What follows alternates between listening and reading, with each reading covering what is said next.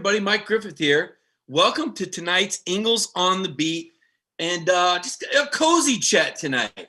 You, me, laptop computer, Georgia football, Georgia men's basketball, Georgia women's basketball. We got a lot to talk about. And let's start with the news. Joni Taylor and the Lady Bulldogs with the win over Drexel advanced to round two, 67-53. We got Brandon Sudge covering that for the Atlanta Journal-Constitution, our partners, as well as us at Dog Nation. You can check that story out online. Brandon doing a nice job in San Antonio, noting that this was the first time that Joni used a new lineup. Now, not exactly sure why. Maybe an ankle sprain here. Jen Estashi gets there a little late. Big center. So she doesn't start, scores all her points in the second half. Bottom line, Lady Bulldogs were a little rusty coming out of the gate, fell behind, found themselves in the second half. I kind of like it when the team has a little bit of adversity early on. Kind of brings that sense of urgency. Kind of gets everybody on edge. Like, oh, yeah, this isn't going to be easy. These teams are capable of beating you. And we've certainly seen that in the men's tournament. People ask me, who do you got in your bracket? I said, you know what? This year, I didn't even do one.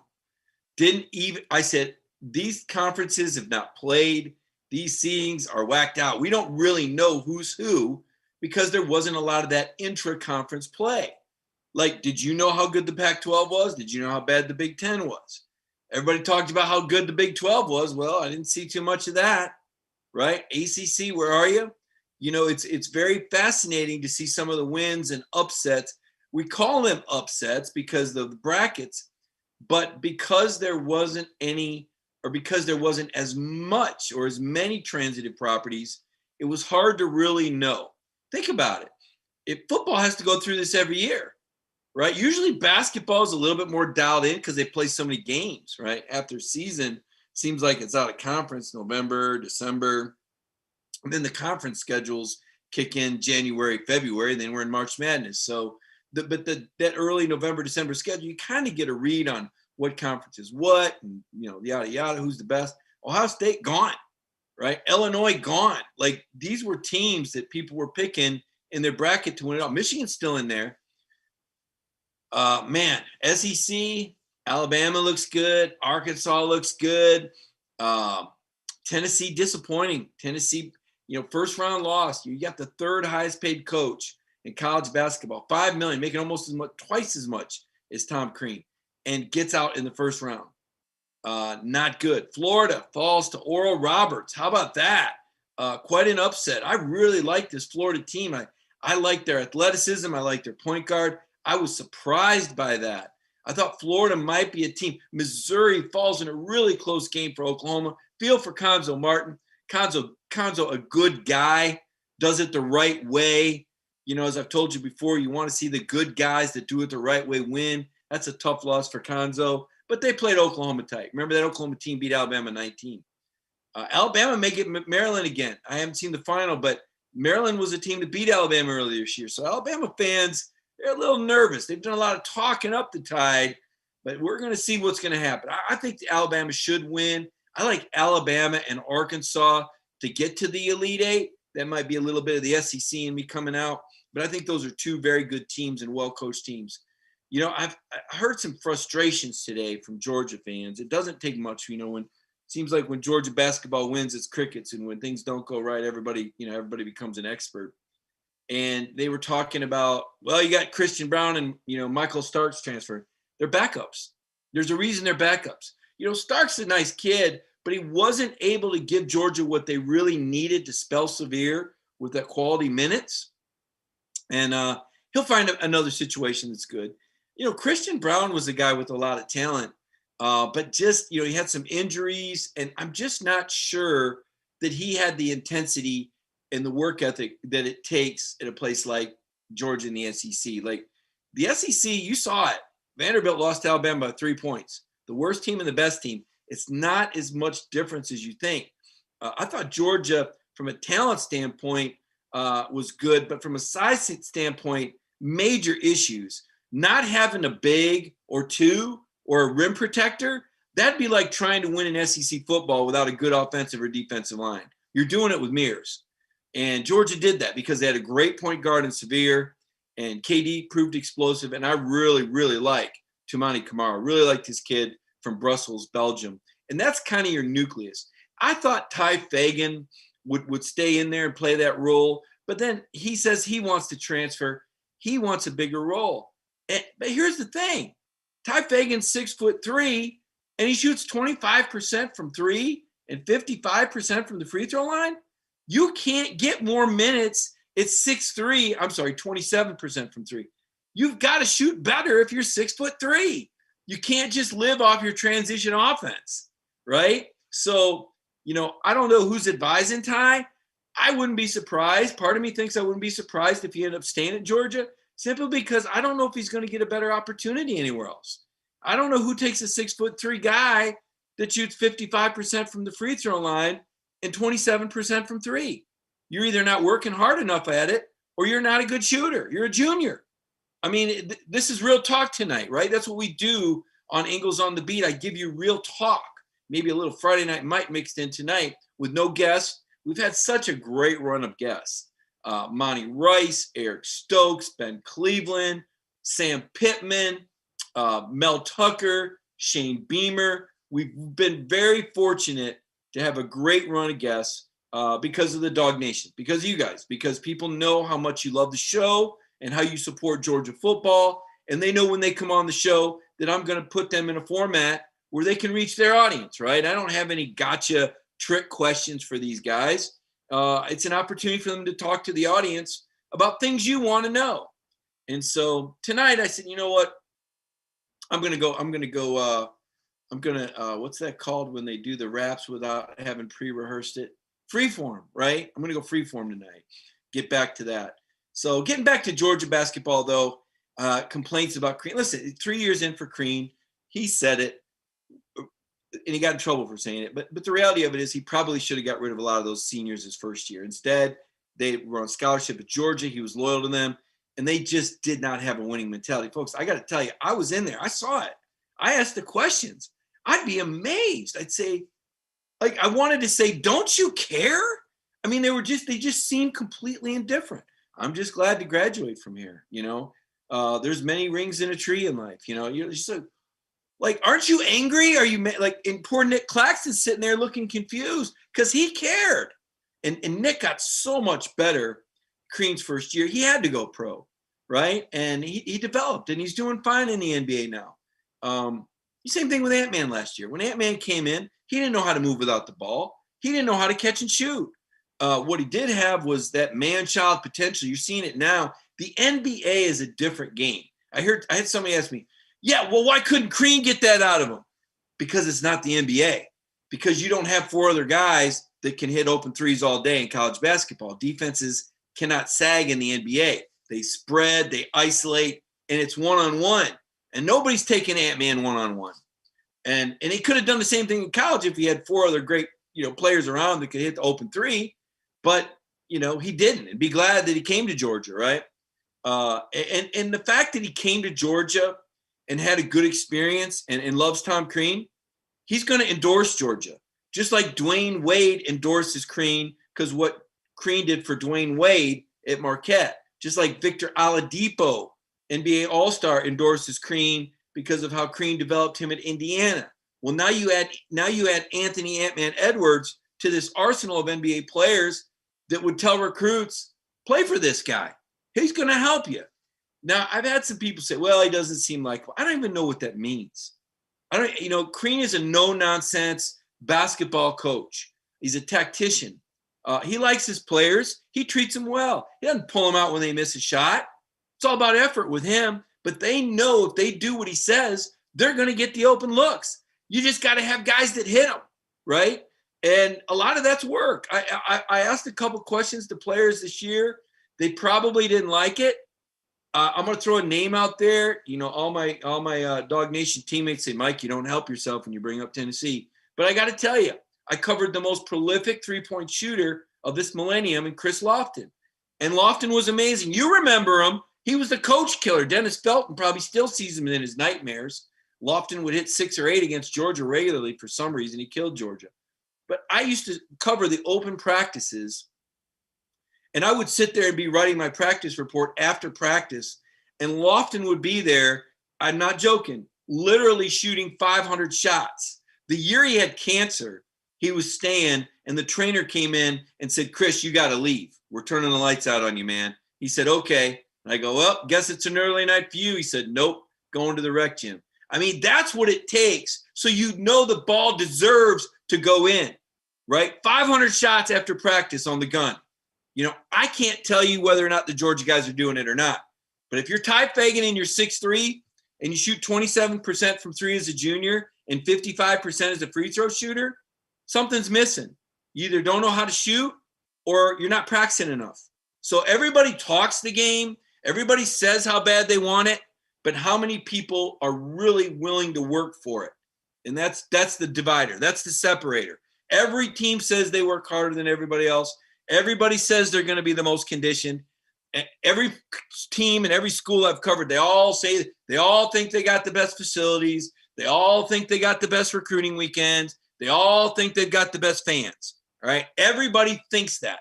Nobody out there looks at Georgia and goes, wow, Georgia's got the best football fans there is. Nobody says that except Georgia fans, right? Alabama fans think they got the best fans. And they think that Georgia fans think they're the best fans. It doesn't work that way, right? It's a regional sport. That's what college football is. So, but having been at other programs, I can tell you that Michigan State's offseason conditioning gets more done under Tom Izzo than what the Georgia guys are doing. I've seen the body types change at Michigan State. Why?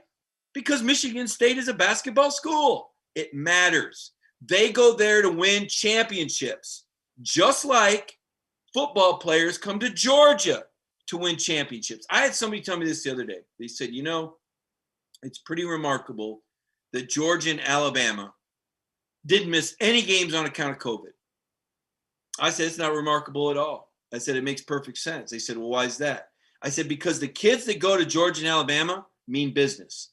They're the best of the best. And they became the best of the best by being completely committed and having a great amount of discipline. So they are going to be more likely not to violate the COVID rules than somebody at Vanderbilt, who's, you know, let's be honest, Vanderbilt, what a letdown, the team that canceled on Georgia twice. You think Kirby's got a score to settle there? I think he does. And if he doesn't, the players do. You don't think they were upset that they went through a whole 2 weeks of practice and Vanderbilt canceled on them? I mean, Vanderbilt's got themselves set up for about another 4 or 5 years of you-know-what kickings. I mean, in my book, I could be wrong. Maybe Kirby will forget. I don't think so. Any more than I think Georgia is going to forget the Georgia Tech AD being on that playoff selection committee when they got left out in 2018. That left a scar. I'm going to tell you, Kirby Smart, that left a scar. That 2018 team, man, they got messed over. And you can't get it back. You don't get to go back in history and put them back in the playoff. I did hear something pretty funny the other day, though. The Big Ten has voted to move Ohio State into the Sweet 16. And I love that because remember how the Big Ten had to vote to change their rules so that Ohio State could play in the Big Ten title game? So, yeah, they voted they're going to put Ohio State in the Sweet 16. I got a kick out of that. Let's talk some football. We've talked enough basketball. Let's get down to the nitty-gritty. Let's go to the pro day first. I'm going to save the best for last. I'm going to save the Georgia stock report I did for last on the team. Pro day, you know, we all knew that Eric Stokes was fast. I wrote that story, the 4.2 that he ran down there at the Brandon Marshall camp in South Florida. He backed it up. He backed it up at Georgia, ran another 4.26, 4.27. Here's the thing with Stokes. This is what they're worried about. And I've talked to people that know. They're worried about the ball skills. Now, this year, he had 4 picks, 2 in 9 games, 2 pick sixes. That's good. But they're worried about the ball skills, and they're worried about, can he be physical enough and run support? The good news is I thought Eric looked bigger and stronger in his workouts in South Florida. I almost feel like he's still growing. I mean, he's 22, but physically he looked bigger and stronger. I covered Trey Waynes at Michigan State. Trey was the number 14 overall pick to the Minnesota Vikings. I think Eric is every bit the player that Trey Waynes was. And Trey was also a speed guy, about the same height. But Eric is a little bit more raw, and that's a good thing because that means he's got a higher ceiling because he's still relatively new at the position. So I do think Eric will go first round. Tyson Campbell ran a good low number. I mean, you talk about a guy who looks good in uniform. Didn't have a great 2020, had a good 2020. But that's another guy I think you look at and you say, you know what? He's going to be a ball player. Maybe second round, I think. I think Stokes has passed Tyson Campbell. There's some people that, would suggest otherwise. But we'll wait and see. I think the draft is something like April 29th or May 1st. Big Ben Cleveland, right? So Ben wanted to do 50 reps of 225 on the bench and set the record.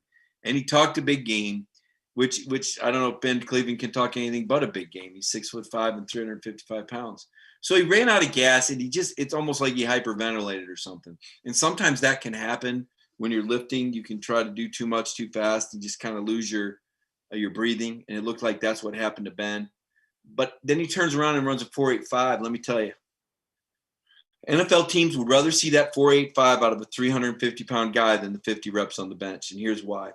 Because when you are athletic enough to run a 4.85, and Jim Nagy told me this, and Jim scouted for Belichick and Pete Carroll and Mike Holmgren. He's got 6 Super Bowl rings. He's now the executive director of the Senior Bowl. You've seen him. He's a Dog Nation friend, a regular guest of ours, does a great job for us. We really, really appreciate our friendship with Jim Nagy. He's very helpful.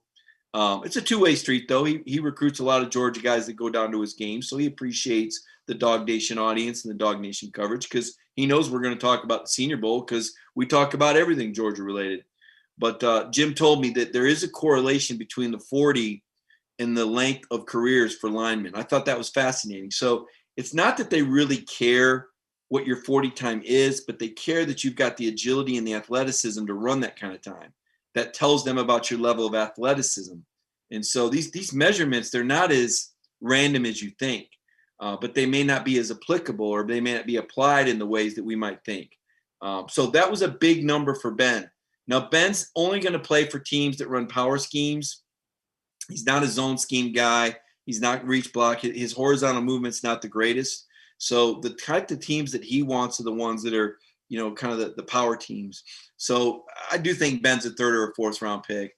And beyond the athleticism and the power and the tape, I just think he's a locker room guy. I mean, Ben strikes me as the consummate pro.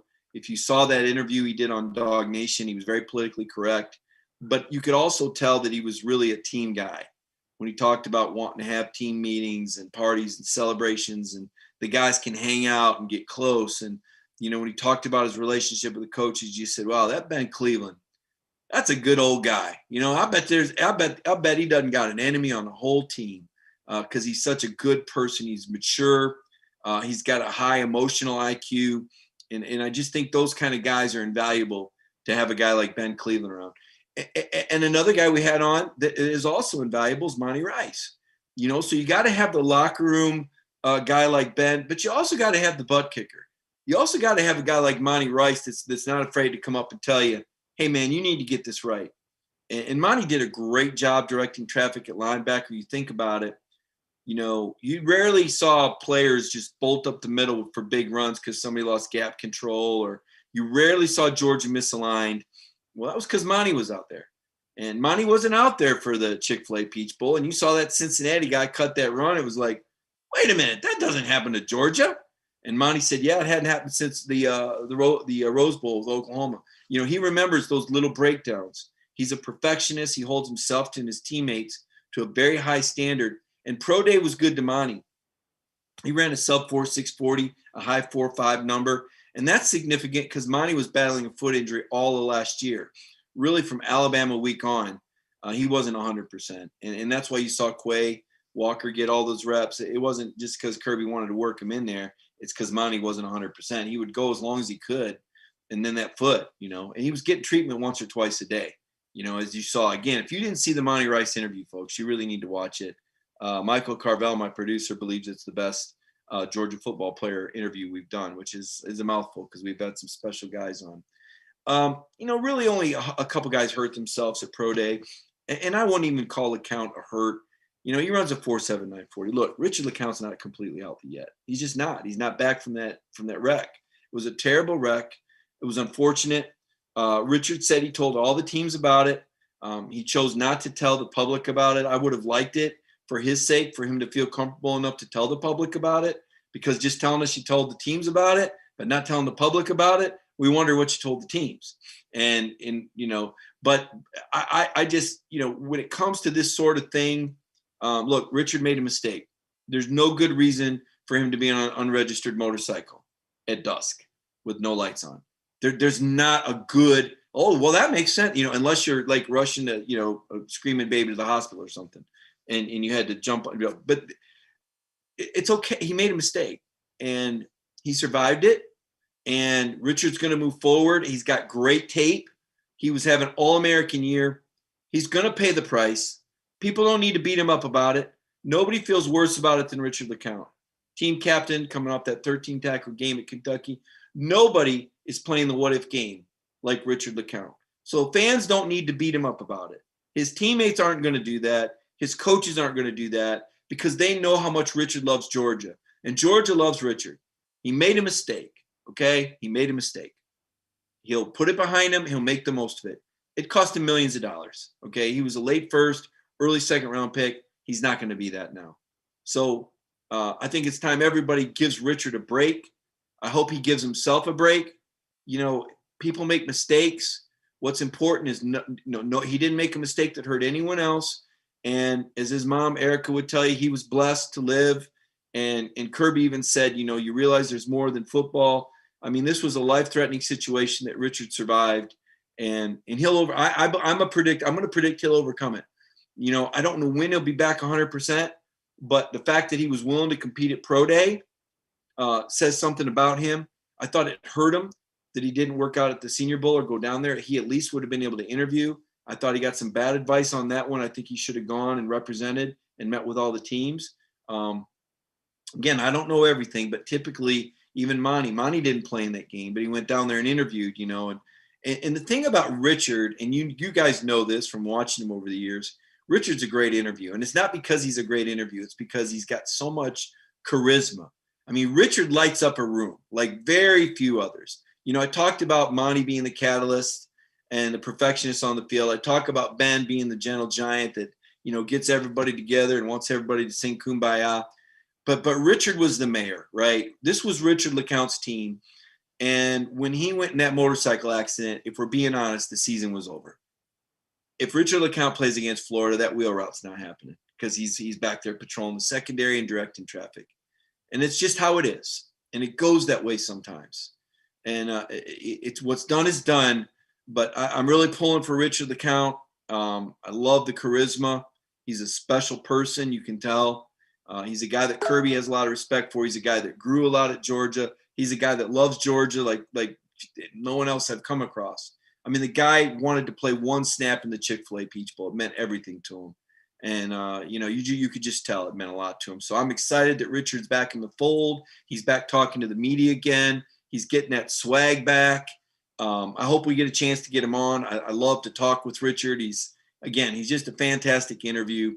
And the fact that he came back for his senior year, I think Georgia fans need to remember that, because I think Richard coming back for his senior year probably influenced Monty and Malik Herring a little bit. And if those guys don't all come back, we're not even talking about a top 10 year or New Year's Six Bowl, if we're being honest about it. Maybe they don't beat Tennessee. You were down to Tennessee at halftime. Can you imagine if Tennessee would have beat Georgia? I mean, I was watching the game.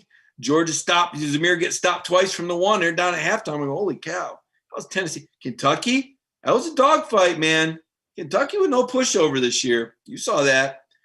Arkansas, I don't know. I don't think the Hogs. But my point is this. Richard was a huge influence on a lot of guys coming back. And while Georgia didn't reach their goals, they maintained their momentum. And people can say, 1980. Look, you've had 4 straight top 10 finishes, folks. Only Alabama and Clemson are in that discussion. Kirby's 11-6 against top 10 teams. He's a great coach. It's a great program. There's a lot of momentum. And Richard LeCount has been the backbone of 4 of these 5 years under Kirby Smart. So I got a lot of good things to say about Richard. Let's move on to the practices now. I'm going to start with the bad news. This was disappointing. Got the call the other day about Kenny Mcintosh. The good news, there's good news here. There wasn't a break, and he won't need surgery. It was an elbow dislocation. They did a little tackle drill, and he reached down to brace himself. Fluke injury, and the elbow popped out. So Kenny's out the rest of spring. But the good news is no surgery, no torn ligaments, stretched ligaments, not torn ligaments. But he's going to be able to work out this summer with the guys. And these organized practices are big. I think we're three organized. I think tomorrow might be practice 4. They're big, right? It's big to be able to work together as a team. And Kirby and Monken and Lanning will have a really good idea of where they're at after the spring with 16 enrollees. That's huge also. You still got 4 more guys coming in, probably a couple of grad transfers or transfers at DB. But I think George is going to have a good idea where they're at. But the off season, when JT and Carson and Stetson and Brock throw with these receivers, that's when the magic's going to happen. Right now everybody's working hard, but it's those voluntary workouts. Remember earlier in the show, I was talking about free throw shooting and extra shooting after practice. Joe Burrow and LSU won their championship in the summer, hanging around, being tight with Burrow teaching guy. JT Daniels is that kind of guy.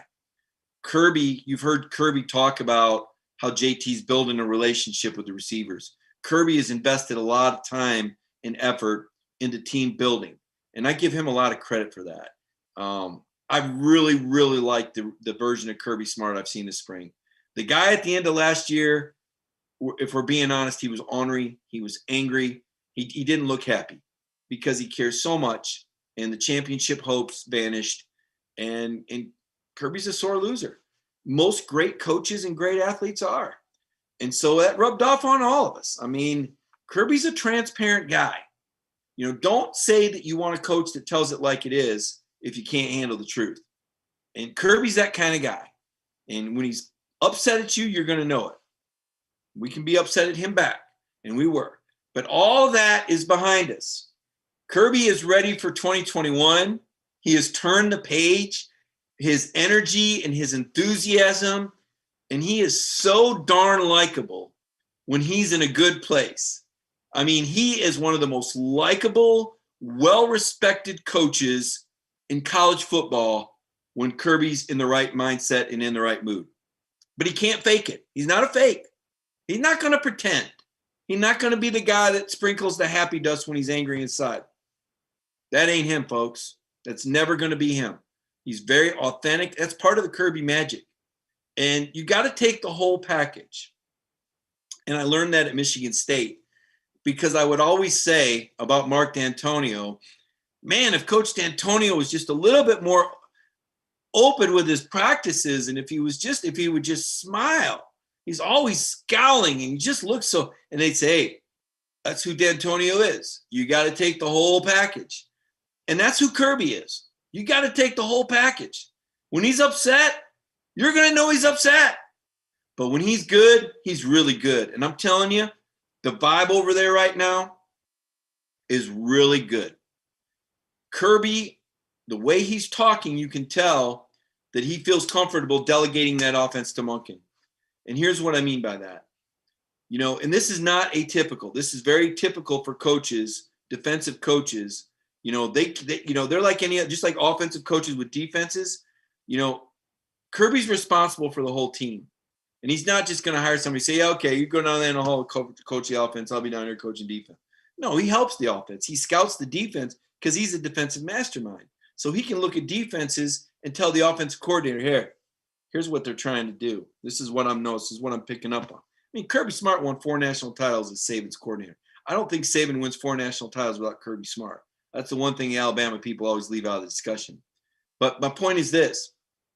He's seen enough of Monken's offense to believe in it, and he's seen enough of JT Daniels to say that JT fits Monken's offense. He didn't say JT fits the Georgia offense. He said JT fits Monken's offense. That's the delegation that you've been waiting for. All right, we'll see if it works out. I think it will. I absolutely think it will. JT looks so good. I see the increased mobility.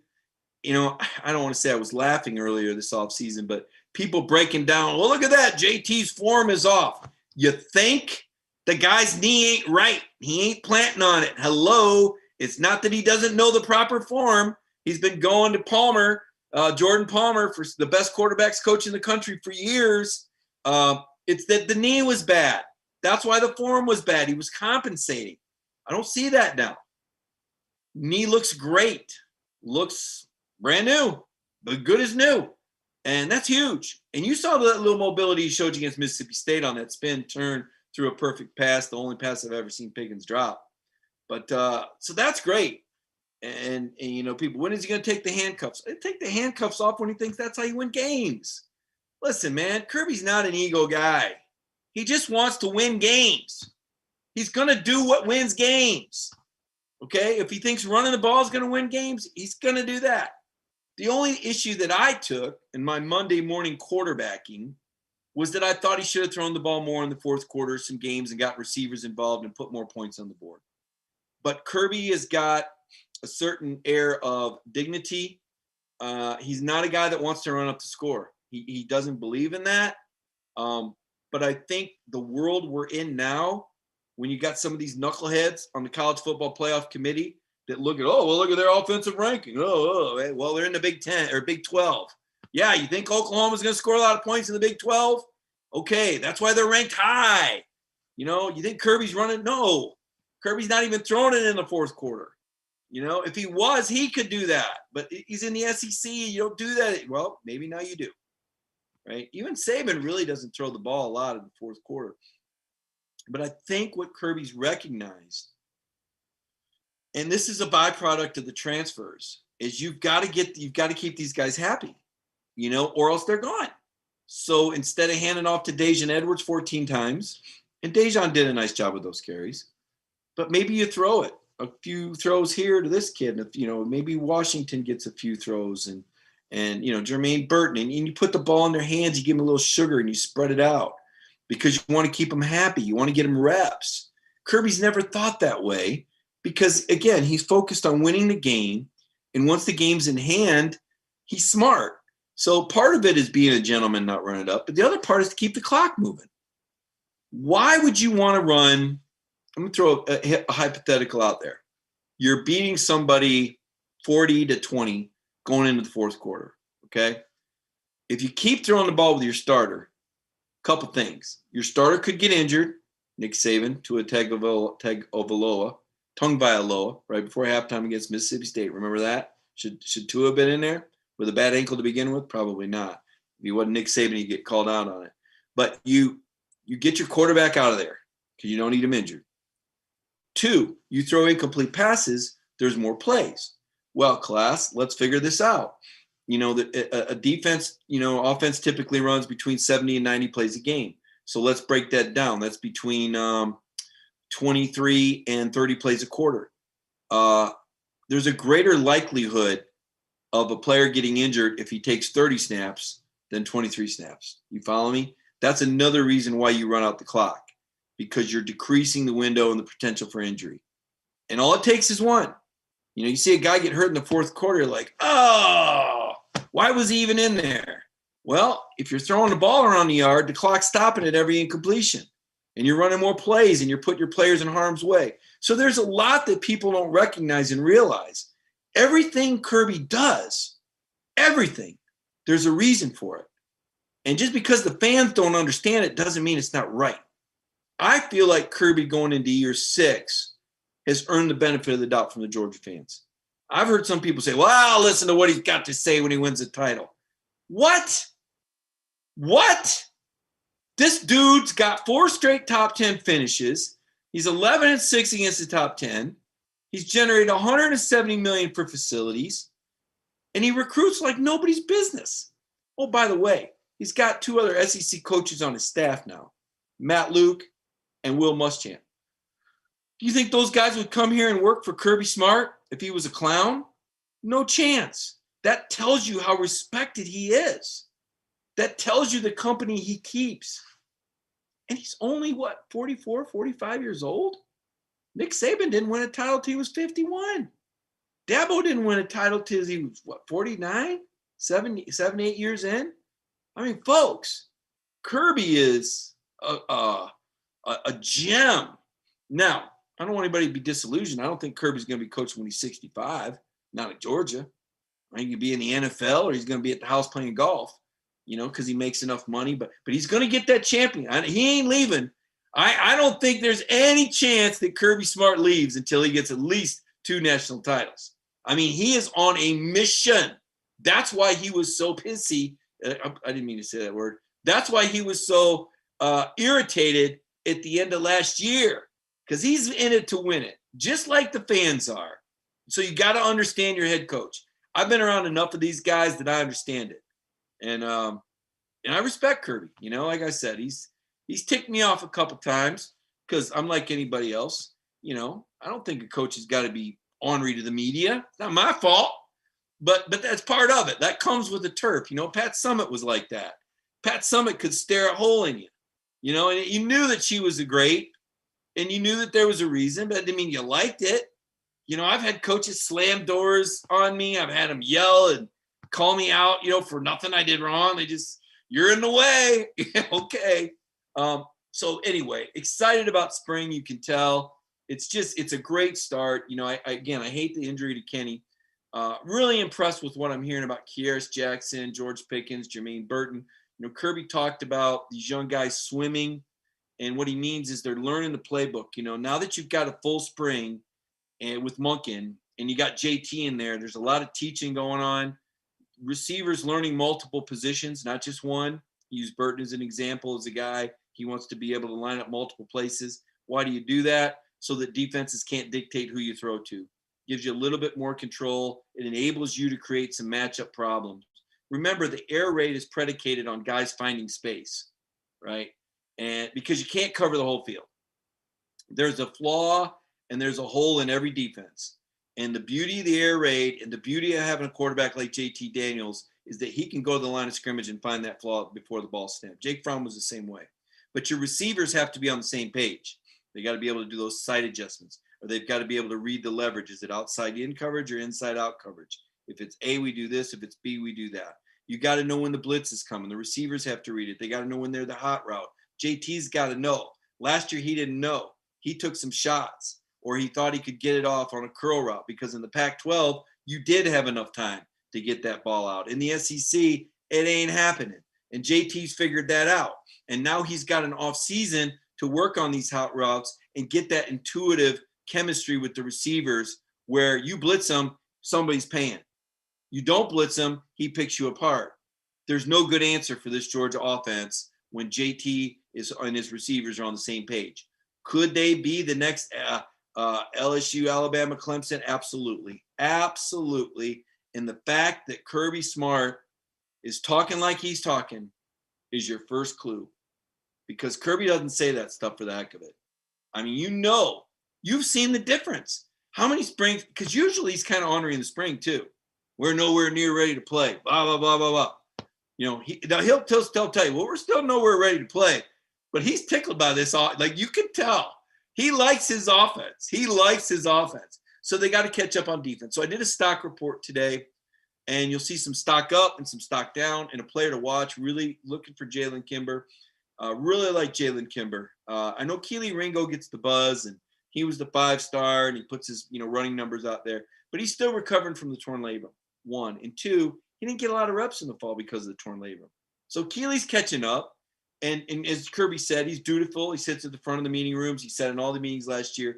But you got to be out there and take those reps. And I think Keely will be fine, by the end of spring.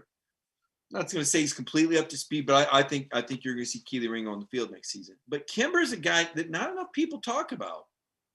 I think you got kind of another Spider-Man here. When I think about Stokes, I think about Spider-Man, just how sticky he was. Jalen's got to get a little bigger and stronger, just like Eric did. But, folks, don't sleep on Jalen Kimber. He was a top 10 quarterback in the nation.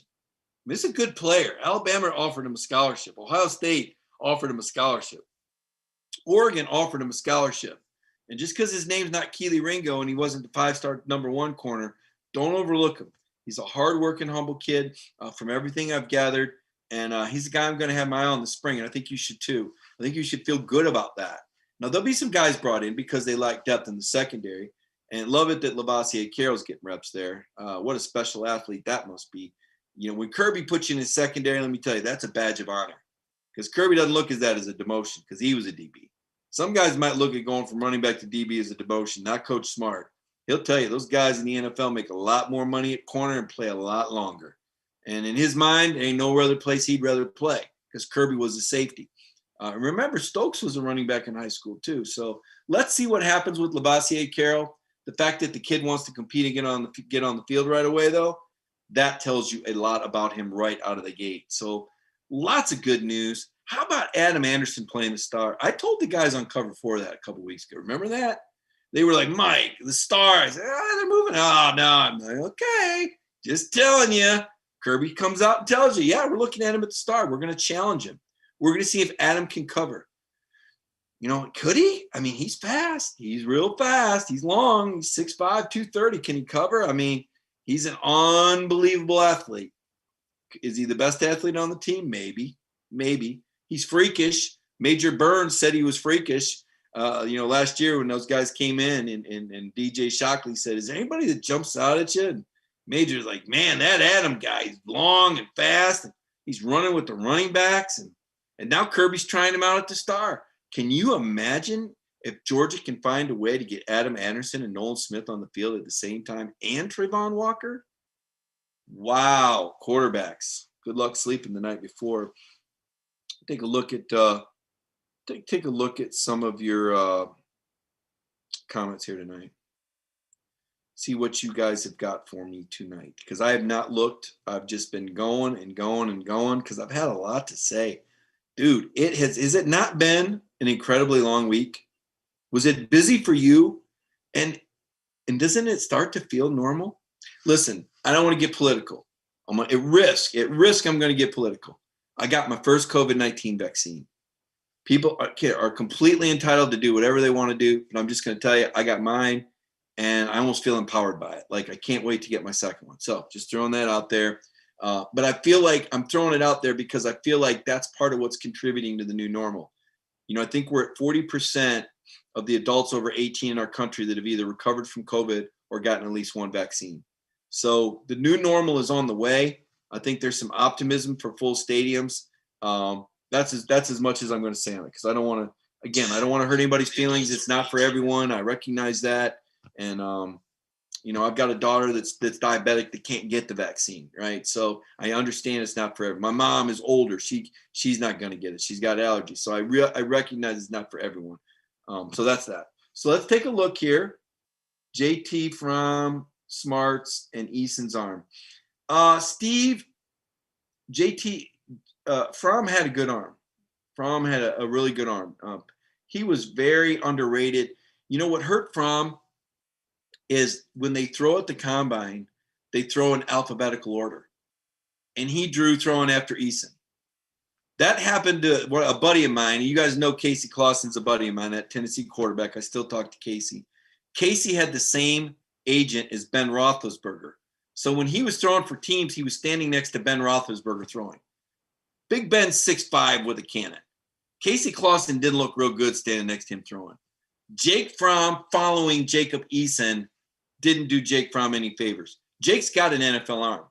I've somewhere got the NFL arm speeds and the speed of the throws. Let me see if I can find. I don't know if I've got it on call here, but I've got that file somewhere.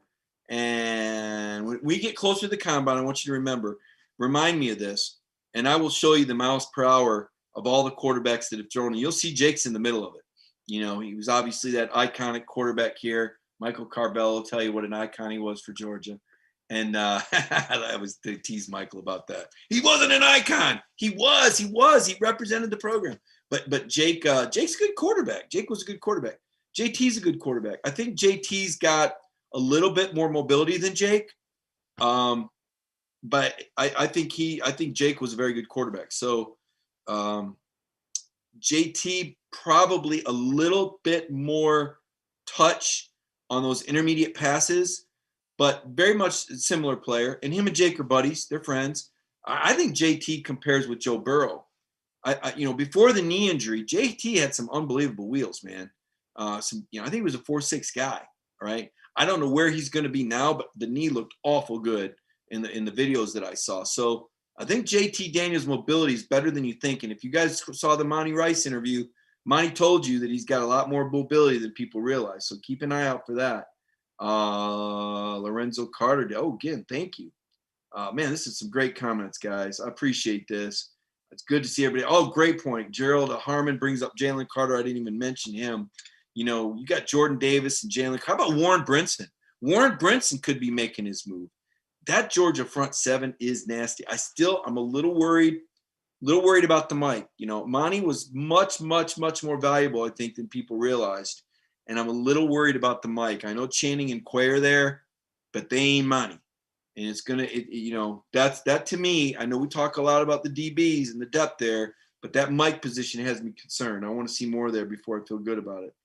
What else we got here, guys? Scrolling here, looking for comments. Good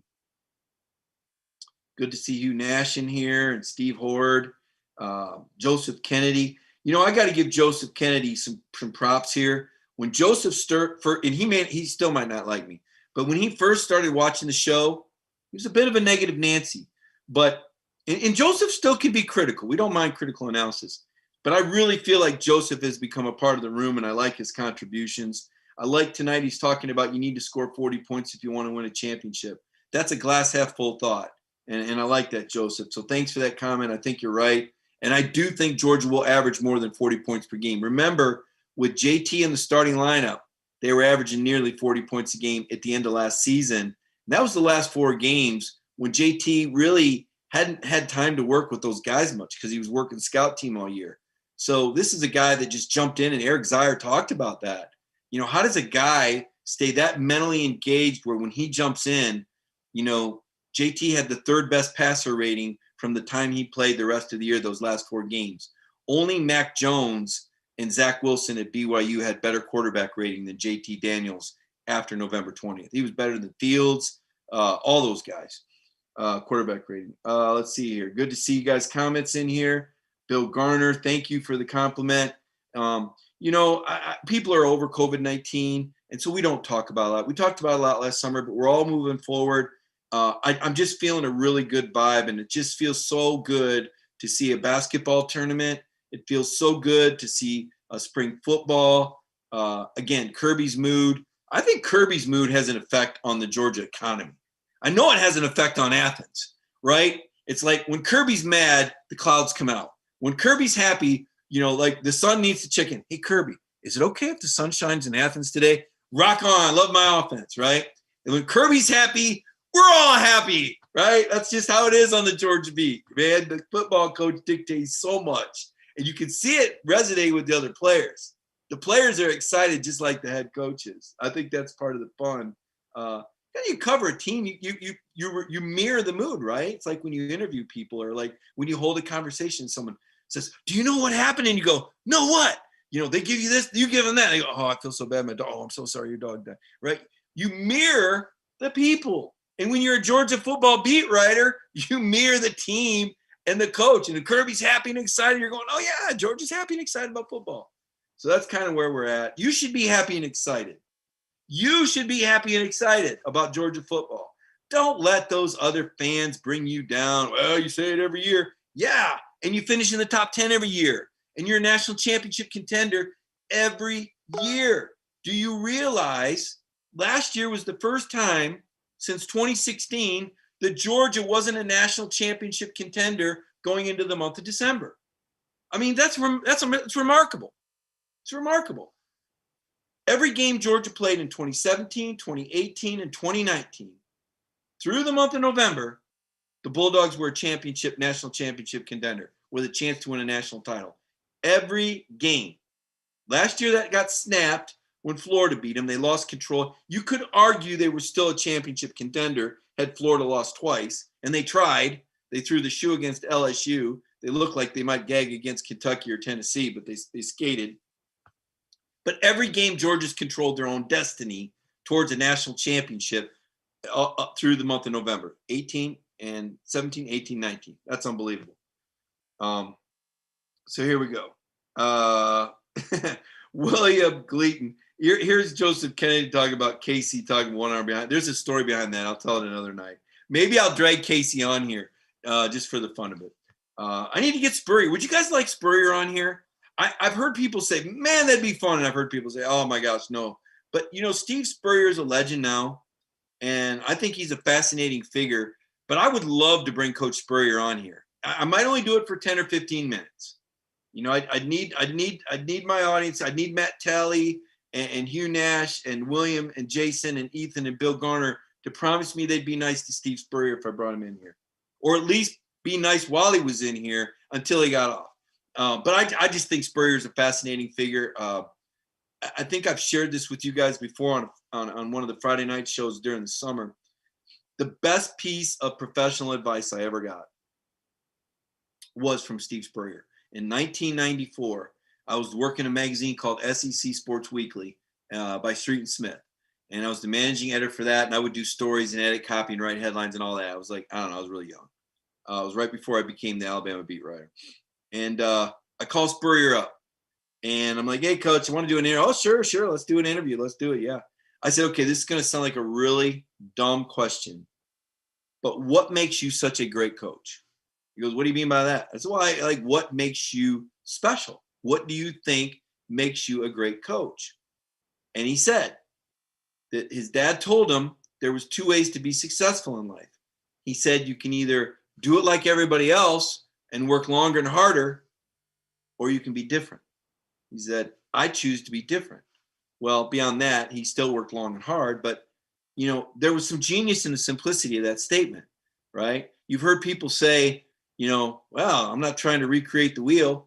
Well, maybe you should, right? Because everybody's still creating the same wheel. So how's your wheel going to be better than anybody else's, right? That's why I loved Kirby Smart saying, if it ain't broke, find a way to make it better.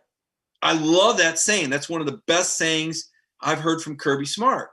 And it goes to Kirby's philosophy, like Kirby's the anti-complacency guy. All the coaches are, okay? They all have their buzzwords. They all have their phrases, but some kind of lean a little bit stronger in areas. And Kirby's very much if it ain't broke, make it better. In other words, don't ever rest on your laurels. Don't ever, the whole 2% better. Like that is totally him. And if you saw the Monty Rice interview, Monty told you, if you're not getting better at Georgia, you're not going to hang because everybody else is getting better all the time. Bill Garner talking about putting some running backs in the slot. I think there's a couple that can do that. I don't think that's a Zamir White thing. I don't think it's a Kendall Milton thing. Maybe. I look at Zamir and Kendall as your downhill guys. I look at Kent, at Cook and Kenny as maybe guys that could do that, slide out there. I think Kenny's probably your most versatile guy. Dejon Edwards is another guy. If I'm doing the buying and selling thing, I'm all in on JT Daniels. You know that. I'm all in on Jordan Davis. I'm all in on Lewis Seen. I'm all in on Milton and Mcintosh, even though he's injured. I'm all in on George Pickens. I'm all in on Brock Bowers. Right? How about that one? I'm selling the Mike position right now. I'm not convinced that the answer is there. I'm selling on the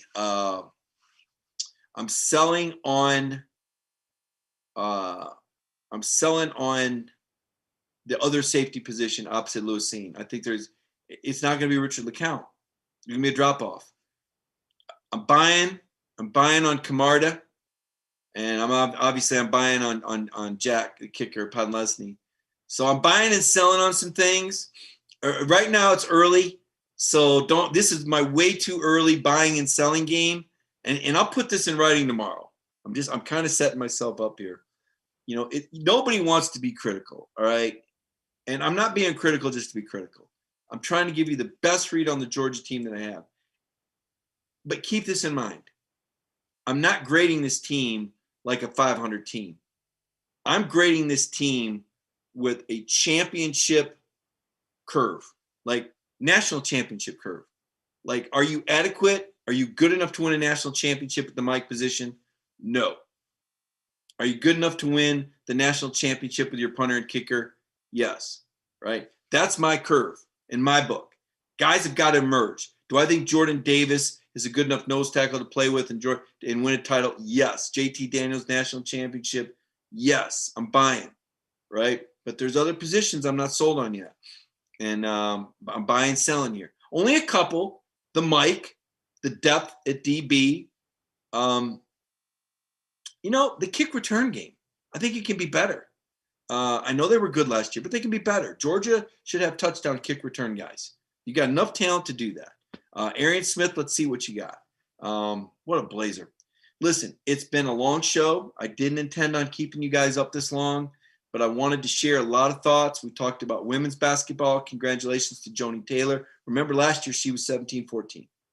Crean this year goes 14-12. I believe Georgia men's basketball is going to be an NCAA tournament team next year. I think Severe Wheeler is the best point guard in the conference, and people are going to want to come play with him. And I think Anthony Ant-Man Edwards, his ascension in the NBA, kids are going to see that, and they're going to go, he played for Tom Crean. And they're going to ask Ant-Man, did you get better playing for Crean? He's going to endorse him, just like Dwayne Wade does, just like Victor Oladipo. Better days are ahead. Pro Day, it's looking great. I think Georgia's going to set a record for most guys drafted. I think 9 or 10 guys are going to get picked. Mark Webb really helped himself out. Really happy for Mark. Good team guy. His stock has improved dramatically with his Senior Bowl performance and his pro day.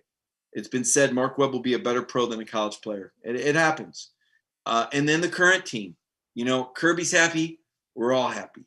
I think that's a good way, for us to come close to the end. But before we go, I want to take a moment and I want to recognize our sponsor, Ingles. We couldn't do this show without Ingles every Monday. The sponsorship means a lot. Their support of Georgia football, the support of me, the support of Dog Nation. So if you'll stick with me for just a second and watch this message from our sponsor, Ingles.